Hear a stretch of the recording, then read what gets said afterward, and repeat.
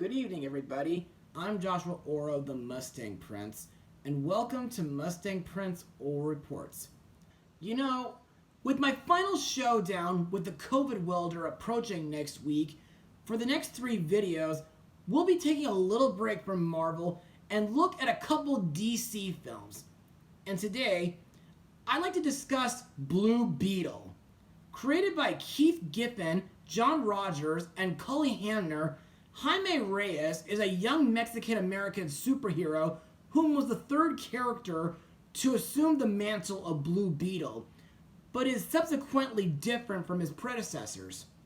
Revealed to be alien in origin, the scarab bonds with Jaime and provides him with a suit of extraterrestrial armor shortly after Ted Kord's death, and the suit gives him a number of powers of its own volition, as well as common functions like an energy cannon, a sword and shield, a grappling hook, a device resembling communication satellites, a set of foot-long power blades that can shear through tree trunks, and a set of wings for flight that can also act as shields.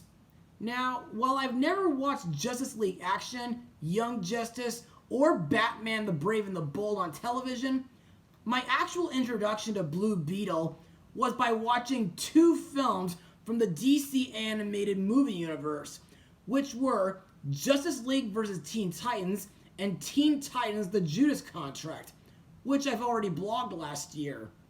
However, what I'll be blogging tonight will be DC's latest live-action film, which just happens to center on Jaime's origins as a superhero. Released on August 18th, 2023, the movie is Blue Beetle. Now, on for the plot of the movie. Not long after returning home from his graduation at Gotham Law University, Jaime Reyes suddenly finds himself in possession of an ancient relic of alien biotechnology called the scarab. When the scarab chooses Jaime to be its symbiotic host, he's bestowed with an incredible suit of armor that's capable of extraordinary and unpredictable powers, forever changing his destiny as he becomes the superhero Blue Beetle. So, what do I think? Well, this has got to be the best film from the DC Extended Universe so far, next to the 2017 Wonder Woman movie. And to further explain why I love this film, let's head over to Mustang Notes. Development on the movie began by the end of November 2018, with Garrett Dune Alcocer attached as writer, and Angel Manuel Soto was hired to direct the film in February 2021 for the streaming service HBO Max. However, during that very December of 2021, the film was changed to have a theatrical release. Filming took place during the COVID-19 pandemic from May 25th to July 18th, 2022 at Wilder Studios in Decatur, Georgia, as well as El Paso, Texas, and Old San Juan, Puerto Rico. Craig Alpert served as the film's editor, while Kelvin McIlwain served as the visual effects supervisor after previously working on the DCEU films Aquaman in 2018 and The Suicide Squad in 2021. Visual effects vendors included Digital Domain, Rise FX, Rodeo FX, and Industrial Light and Magic. Now, it's been quite a while since I've seen the movie in theaters, and believe me, it was the very first movie that I ever saw at a Cinemark cinema. Anyway, the things that I liked in this movie are: 1. I think Palmyra City, which is located in Texas, looks very futuristic and very industrial. 2. I think Kord Industries, which is best known for its military defense contracts, seems like a very expensive research and development corporation. 3. I think the action and fight scenes are very impressive, thrilling, and sometimes intense, especially during the final battle on Pago Island. And 4.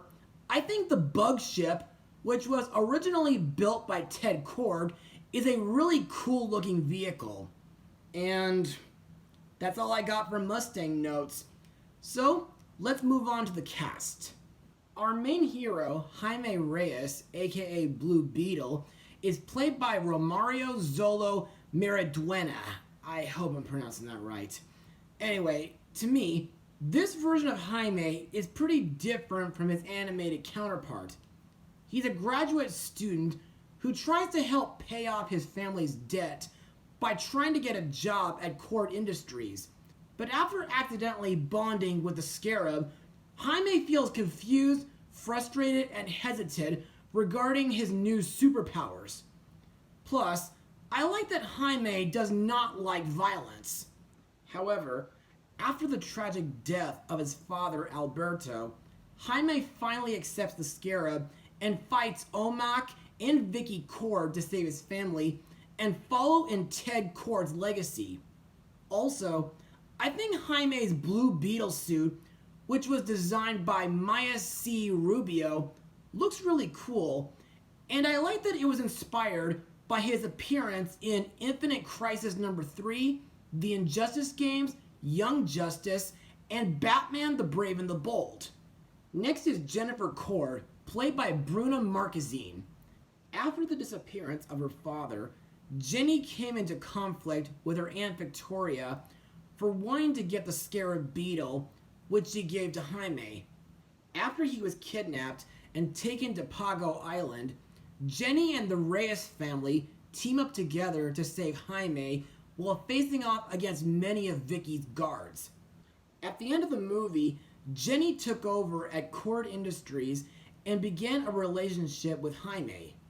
Next we have Lieutenant Ignacio Carapax, aka the Omak, played by Raul Trujillo, whom was in Cowboys and Aliens and The New World. This guy was a Guatemalan war veteran who became a cyborg capable of unleashing virtual indestructible weaponry at will after being experimented on by Cord Industries. He also serves as Vicky's right-hand man who helped her find the scarab while coming into conflict with Jaime Reyes to get the relic, gaining new powers until Jaime spared his life, causing Ignacio to redeem himself and sacrifice himself to kill Vicky after he realized that she was responsible for his mother's death. In my opinion, I think Ignacio's Omak armor is really badass. And while he was a tough man while fighting Jaime, I thought his backstory made me feel very sympathetic for him. Finally, we come to the film's main villain and Jenny's aunt, Victoria, played by Susan Sarandon, whom was in the Rocky Horror Picture Show, Henry Selick's James and the Giant Peach, Rugrats in Paris, Disney's Enchanted, 2007 Speed Racer, and Spark: A Space Tale. Victoria is the nefarious CEO of Cord Industries. Jealous for not getting the position of her father's company, Vicky was filled with anger and revenge against her brother Ted, finding the scarab to create cybernetic soldiers called One Man Army Corps, or OMAC. To me, Vicky is a smart, ambitious, and greedy woman who is dedicated to the family business and is willing to do whatever it takes to get power and other natural resources under the guise of making the world safe for democracy. She also holds great resentment towards her family because her father gave Cord Industries to her irresponsible brother instead of her, which kind of makes her sound a bit like Evelyn Dever from Incredibles 2. Vicky also threatens Jenny to stay out of her way or she'll kill her, and she considers her own niece to be as pathetic as Ted. Other members of the cast include Adriana Barraza, Damian Alcazar, Belisa Escobedo, Becky G, and my favorite, George Lopez. And now on to my final words. Overall, Blue Beetle is a really awesome superhero to come from DC, and it really deserves to be one of the best films of 2023 so far. It has a very hardcore and thought-provoking story. The cinematography and visuals are fantastic. The action is thrilling, and it has a very interesting cast. Now, I understand that this film was a box office bomb, but I'm sure it'll gain a cult following. And I'm definitely looking forward to future DC films that Jaime might appear in with the Justice League. As for my rating, I'm going to give it a full 100%. Well, that's all for now. Be sure to join me for my next blog, Mustang Power. So, he's blogging DC films now, huh? Well, Blue Beetle may have been a critical success, but it wasn't the same for some of the other DC films. But no matter. The Mustang Prince only has 3 more blogs before our final showdown.